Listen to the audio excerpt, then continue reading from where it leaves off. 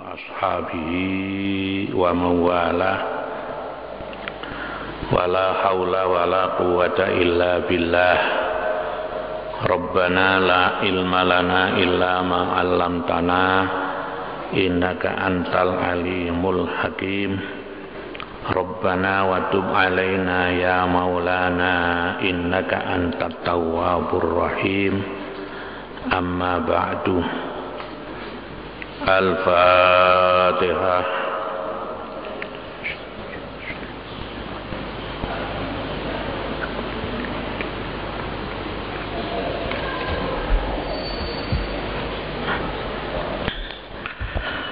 Para bapak dan ibu sekalian rahimakumullah, alhamdulillah pagi ini kita bisa bertemu kembali dalam keadaan sehat walafiat. Marilah pengajian kita lanjutkan materi beberapa minggu yang lalu, yaitu tentang kewajiban umat Islam terhadap agama Islam, ya. Sebagaimana yang sering saya sampaikan, kewajiban orang Islam terhadap agama Islam itu yang pertama wajib mempelajari Islam, ya. Yang kedua, setiap orang Islam itu wajib mengamalkan Islam, ya. Yang ketiga, setiap orang Islam wajib menyebarkan Islam atau mengajarkan Islam. Kemudian yang keempat, setiap orang Islam wajib mendakwahkan Islam. Dan yang kelima, setiap orang Islam wajib memperjuangkan Islam atau membela Islam. Jadi ini kewajiban kita ini terhadap Islam ini ada 5, ya. Jadi kalau yang dikerjakan hanya salah satu saja, itu belum dikatakan sebagai seorang mukmin sejati, ya. Hari Minggu yang lalu kita sampai kepada masalah yaitu mendakwahkan Islam. Mendakwahkan Islam itu artinya mempengaruhi orang lain untuk menuju ke jalan yang benar dan menuju kepada jalan yang telah ditunjukkan oleh Allah Subhanahu wa ta'ala. Jadi dakwah itu artinya menunjukkan, mempengaruhi orang lain, ya, menuju kepada jalan yang benar, yaitu agama Islam. Nah, mempengaruhi ini baik kepada orang-orang yang di luar Islam maupun orang-orang yang ada di dalam Islam. Mempengaruhi itu artinya kan memberitahukan, gitu ya, bahwa Islam itu begini, gitu ya, kepada orang lain. Nah, masalah orang yang kita beritahu, yang kita pengaruhi ini mau apa tidak, itu bukan urusan kita, gitu ya. Kita menyampaikan Islam itu begini, ya. Siapa saja kita dakwai. Nah, Kemudian bagaimana mempengaruhi orang Islam sendiri? Lah orang Islam sendiri ini kan kelasnya itu, orang Islam itu kan ada 3 ya. Ini di dalam Al-Quran tuh orang Islam tuh kelasnya itu ada 3.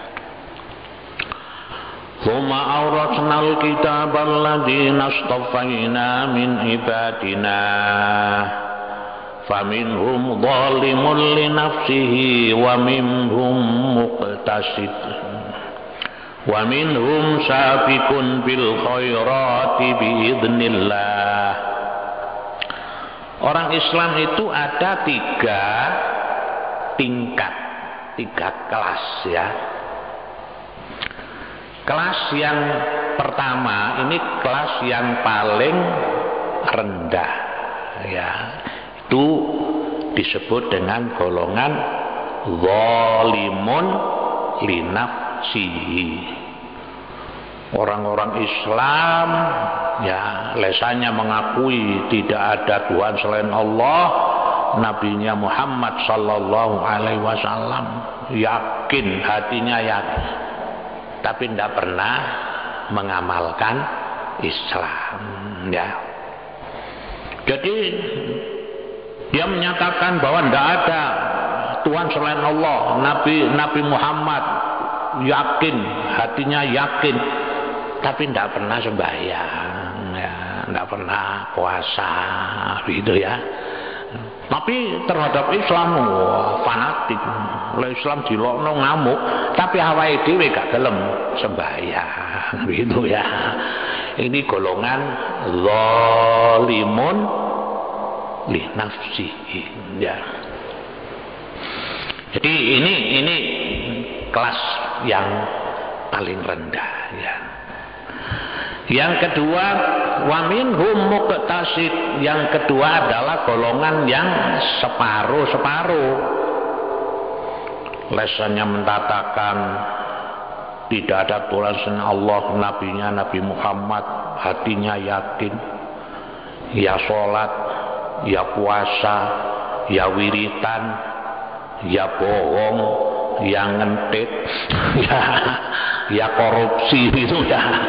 Jadi ini dikatakan muktasid, separuh-separuh ya. Ya. Di sholatnya rajin, ngentitnya rajin, bohongnya rajin gitu ya. Wa minhum muktasid ya. Wa minhum sabiqun bil khairati biidznillah. Yang ketiga, ini kelas yang tertinggi, yaitu orang-orang yang selalu berlomba-lomba untuk mencari kebaikan ya. Ini ada di dalam satu tafsir disebutkan al-muttaqin, yaitu orang-orang yang paling bertakwa kepada Allah. Orang-orang yang benar-benar melaksanakan perintah Allah dan meninggalkan semua larangan-larangan Allah. Ini orang yang kelasnya kelas 3, ini kelas yang tertinggi lah ya. Jadi kelasnya ini kelas sekolah lah ya. Kelas sekolah itu kelas 1 kan paling rendah, kelas 2, kelas 3 lah. Kelas 3 inilah yang tertinggi lah. Sekarang arah dakwah kita kepada orang-orang Islam itu sendiri ya, yaitu mempengaruhi orang-orang Islam agar mau ya mengamalkan ajaran Islam ini ya. Ini sekarang pengajian-pengajian pada umumnya ini di samping tabligh itu juga artinya adalah dakwah kan ya. Kalau seperti tadi malam di Masjid Agung Jami ini kan ada maulid ya, maulid wa dakwah Riyadul Jannah yang diikuti oleh ribuan orang. Ini namanya adalah dakwah. Jadi mempengaruhi orang lain, khususnya orang Islam agar mau mengamalkan Islam dengan ini dakwah. Jadi dakwah itu ya keluar juga, dakwah itu ke dalam gitu ya. Nah, ini dakwah. Dakwah semacam begini ini adalah kewajiban kita ya. Kita wajib berdakwah itu. Dan itu yang sering saya sampaikan bahwa dakwah itu bukan hanya kewajiban kiai saja, bukan hanya kewajiban ustadz saja, tapi semua orang Islam itu mempunyai kewajiban dakwah gitu ya. Kemudian di dalam Al-Quran itu cara berdakwah itu metodenya itu di dalam Al-Quran ya sudah disebutkan oleh bagaimana cara kita itu berdakwah ya. Di dalam surat Al-Hujurat ayat 125 itu disebutkan ya. Ud'u ila sabili rabbika bil hikmati wal mau'izatil hasanah wajadilhum billati hiya ahsan ya. Menurut Al-Quran yang disampaikan oleh Allah, cara kita berdakwah itu ada 3 cara ya. Yang pertama yaitu bil hikmah. Yang kedua wal mau'izatil hasanah. Yang ketiga wajadilhum billati hiya ahsan ya. Kita menyampaikan mempengaruhi orang lain itu yang pertama bil hikmah.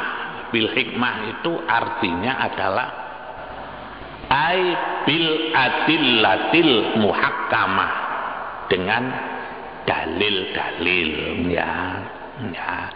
Karena itu kan urut-urutannya tadi kan bagi orang Islam wajib mempelajari Islam, wajib enggak itu ya. Jadi kita menyampaikan ini adalah setelah kita mempelajari Islam begitu ya. Ai bil adillatil muhakkamah, dengan dalil-dalil ya, dengan dalil-dalil yang konkret berdasarkan Al-Quran dan As-Sunnah.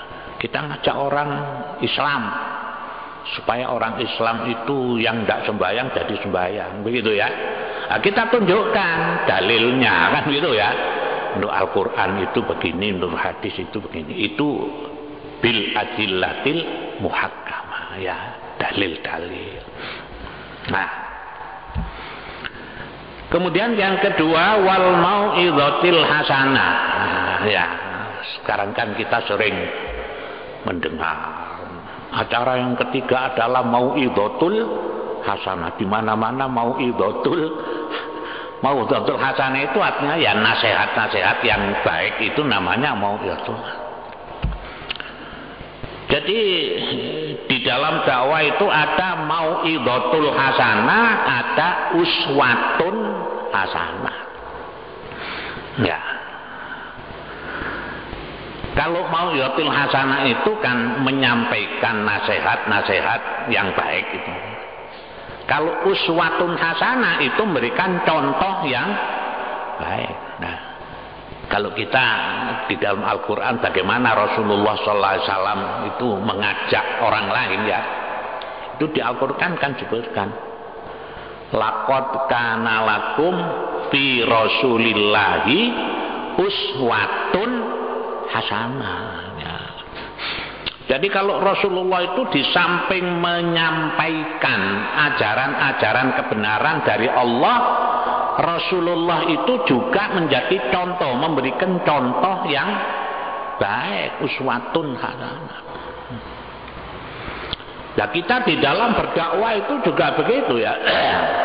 Jadi yang kedua kan mau'izatul hasanah, jangan mau'izatul hasanah tok, tetapi kita juga menjadi uswatun hasanah. Ada orang memberi nasihat, bahwa orang sholat berjamaah itu pahalanya 27. Nah, kalau sholat sendiri pahalanya hanya 1. Kita ngomong ngajak orang begitu, kita harus ya jamaah gitu loh, ngomong tok tapi gak tahu nang masjid. Nah, ini kan namanya ini mau'idhatun hasanah tapi tidak uswatun hasanah. Sampai niku lek nang masjid nggawa duit. Ya. Nggawa duit paling titik ya 20.000 ngono. Dekekno ndek nggone beberan. Ngomong gitu kan mau'idhatun hasanah kan ya. Sebab Masjid Agung Jamek sekarang sedang membangun ya.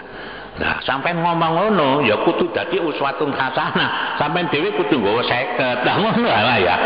Oh, itu. Jadi jangan mau idhatun hasanah tok, tapi harus jadi uswatun hasanah. Nah, jadi kata Allah Subhanahu wa taala dalam Al-Qur'an itu ud'u ila sabili rabbika bil hikmati. Yang pertama dengan hikmah ya. Aibil adillatil muhakkamah. Ya. Yang kedua, dakwah itu dengan mau'idhatul hasanah. Yang ketiga, wajadilhum billati hiya ahsan, itu artinya melalui mujadalah ya. Mujadalah itu artinya adalah diskusi, nah begitu ya. Nah, sebab yang kita hadapi ini kan orang itu kan macam-macam ya. Bagaimana kita ini mempengaruhi orang itu kan bermacam-macam orangnya ya. Ada golongan awam ya. Kalau golongan awam itu ya, awam artinya orang-orang yang masih belum banyak mengerti tentang Islam. Ini golongan awam. Bagaimana cara kita berdakwah kepada orang-orang awam ini? Ya toh? Karena awam ya kita beritahu. Ya, diberi dongeng-dongeng ya, cerita-cerita. Oh, begitu ya. Menjelaskan Islam kan di buku-buku kita itu kan banyak tentang hikayah ya. Jadi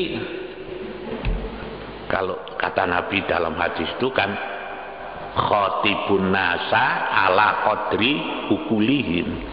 Jadi kita mempengaruhi orang, mengajak orang itu harus disesuaikan begitu ya dengan kemampuan berpikir dia. Ya. Misalkan memberikan dakwah di kalangan orang-orang petani, ini contoh-contohnya itu ya harus ya, yang ada kaitannya dengan masalah-masalah pertanian gitu ya. Kalau dakwah di kalangan pedagang ya itu contohnya begitu ya. Nih. Nah, kemudian kalau berdakwah di kalangan orang-orang berpikir ya. Sekarang ini kan umumnya sekarang ini masyarakat kita ini sudah banyak yang berpendidikan tinggi ya, tinggi. Jadi sekarang jadi guru. Kalau dulu di bawah tahun 80-an kalau guru-guru SD itu cukup sarjana muda bisa jadi guru SD ya. Sekarang kan guru SD itu harus S1 loh gitu ya. Guru SMP, SMA harus S1. Kalau sudah jadi dosen di perguruan tinggi minimal harus S2. Malah saya pernah ke satu tempat berikan pengajian. Ketua panitia pengajiannya itu kepala sekolah SD. Itu malah sudah lulusan S3 loh ya. Sekarang S3 itu di mana-mana ada. Kalau sudah S3 kan namanya doktor, Pak ya. Doktor. Ya, khotib-khotib coba sekarang. Khotib-khotib yang ada di Malang ini banyak yang doktor, profesor, doktoran begitu ya. Nah, memang sekarang ini perkembangannya begitu. Ya. Jadi sekarang dokter itu sudah masalah biasa ya. Saya punya ponakan itu ya usianya baru sekitar 33 tahun. Itu sudah lulus S3, sudah doktor gitu ya. Jadi kalau dulu kita wah seorang dokter itu seakan-akan kan, sekarang kan dokter biasa ya. Di mana-mana ada. Nah, kalau kita ini berdakwah kepada orang-orang intelektual namanya ya, orang yang apa? Orang-orang yang berpikir semacam begini. Ini metodenya dengan metode yang ketiga ini, wajadilhum billati hiya ahsan, dengan sistem diskusi kan gitu ya, diskusi tentang masalah agama. Nah ya, tapi kita juga sekarang harus hati-hati ya. Banyaknya sarjana, banyaknya lulusan-lulusan S3 ini kadang-kadang malah banyak yang pola pikir di dalam memahami Islam itu lebih menonjolkan akal ya, lebih menonjolkan akal. Jadi dia mempunyai satu pemikiran bahwa Islam ini jangan hanya menjadi satu monumen yang jumud.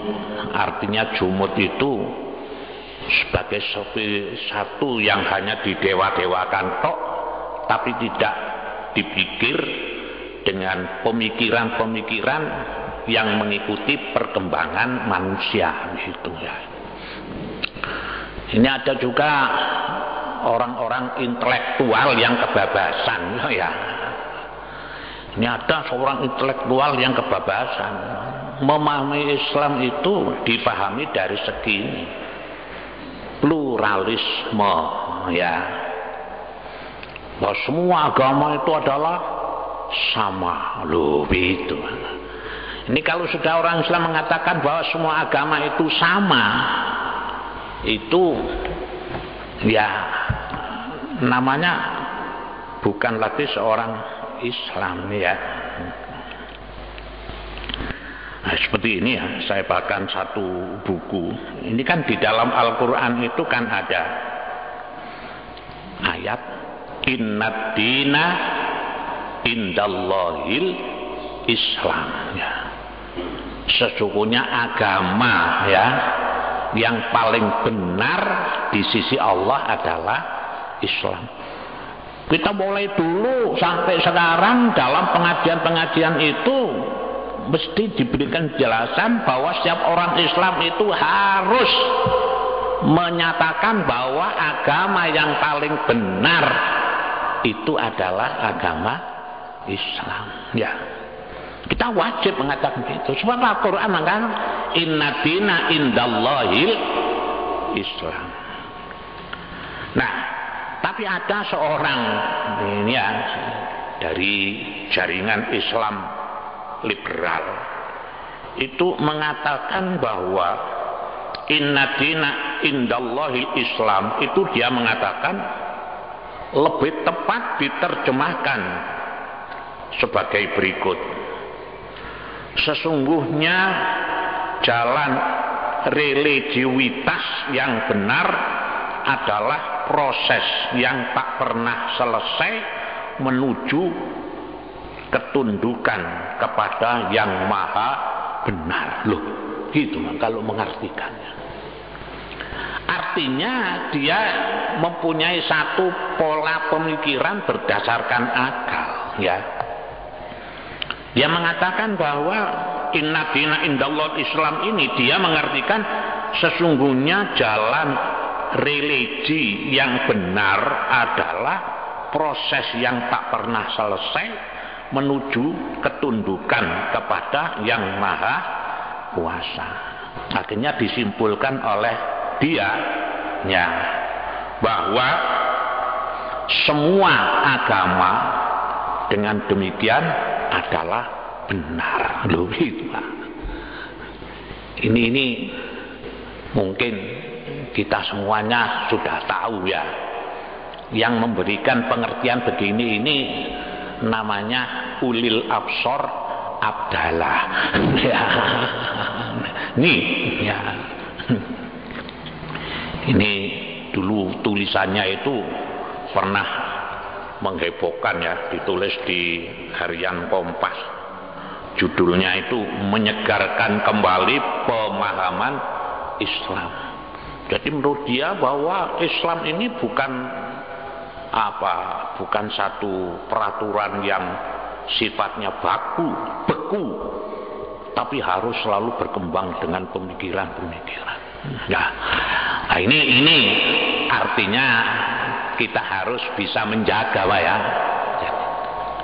Jadi jangan sampai anak-anak kita ini terjerumus kepada pemikiran-pemikiran yang seperti begini. Ya kan? Nah, banyak sekali pikiran-pikiran yang begitu, karena itu kita anak-anak kita harus kita jaga. Sebab anak-anak kita kan sudah banyak yang sarjana kan gitu ya.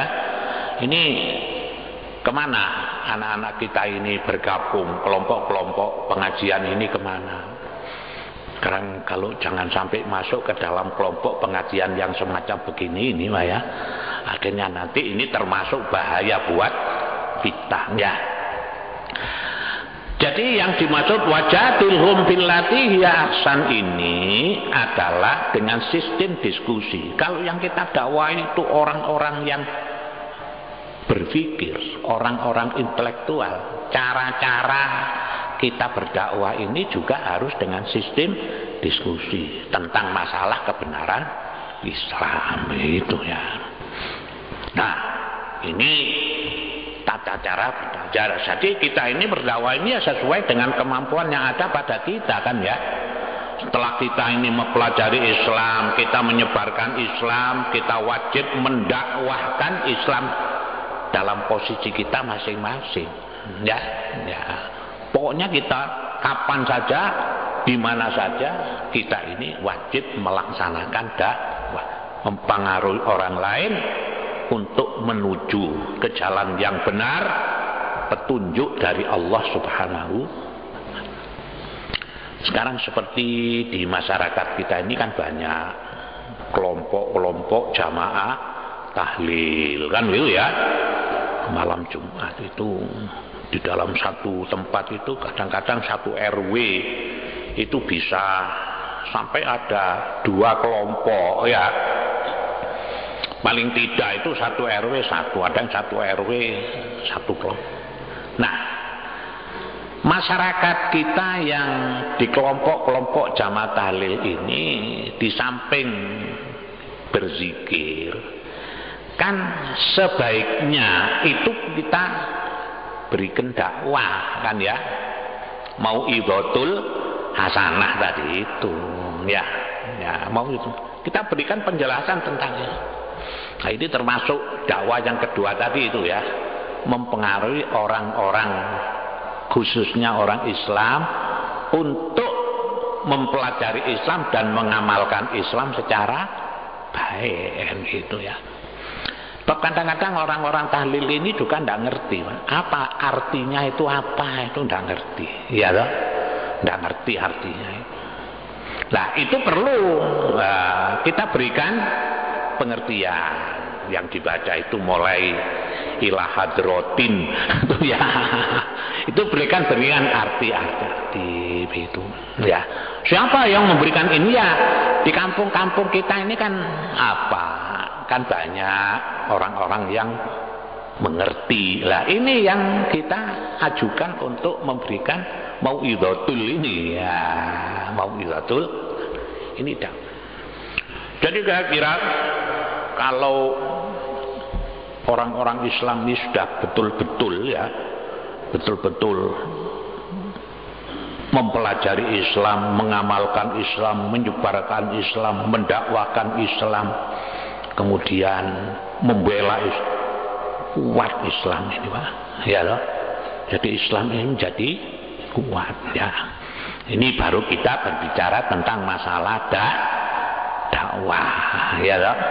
Nah Jadi tadi yang saya katakan mau'izatul hasanah dengan uswatun hasanah. Itu ada satu makalah mengatakan lisanul hal afsahu min lisanil maqal. Jadi perbuatan itu lebih baik daripada omongan, maksudnya begitu ya. Orang menyuruh orang berbuat baik dengan dia memberikan contoh berbuat baik, ini sebenarnya lebih baik memberikan contoh daripada ngomong kan ya. Ngomong tok tapi gak nglakoni ya toh.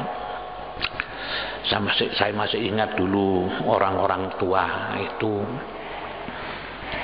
kalau mengajak anak-anaknya ya, mempengaruhi anaknya untuk mau sholat berjamaah itu, ayo sembahyang ke masjid. Loh, ayo sembahyang itu bapaknya berangkat ke masjid dulu ya. Sekarang kita mendidik anak itu juga berikan contoh, itu lebih baik daripada diomongi tok. Wanake diomongi tok tapi bapak tegak lho gitu. Ayo mat, kono mat, nang masjid wis maghrib. Ya, wanake diobrak-obrak kon nang masjid, engko mari sembahyang kon ngaji yo. Lah bapakne lungguh tengok-tengok rokokan.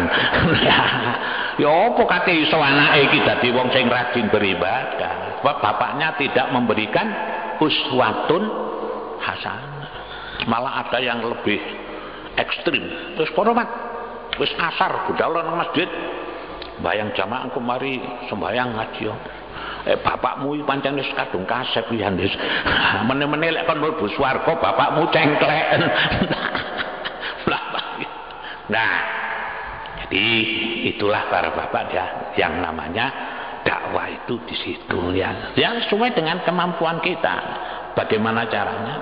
Ya, ud'u ila rabbika bil hikmati wal mau'izatil hasanah wajadilhum billati hiya ahsan. Jadi dengan cara kalau kita punya dalil dengan dalil-dalil ya toh. Kemudian dengan nasihat-nasihat ya, kemudian dengan diskusi-diskusi menurut kemampuan kita dan tingkatan kita. Tinggal satu yang belum kita bahas, yaitu membela Islam. Insyaallah dalam pertemuan kita yang akan datang. Allahumma sholli ala sayyidina Muhammadin wa ala alihi wa sahbihi wa sallam. Alhamdulillah rabbil alamin. Rabbana la tuzigh qulubana ba'da idh hadaitana wa hab lana min ladunka rahmah innaka antal wahhab. Rabbana atina fid dunya hasanah fil akhirati hasanah wa qina adzabannar. Subhana rabbika rabbil izzati amma yasifun wa salamun alal mursalin walhamdulillahi rabbil alamin. Assalamualaikum warahmatullahi wabarakatuh.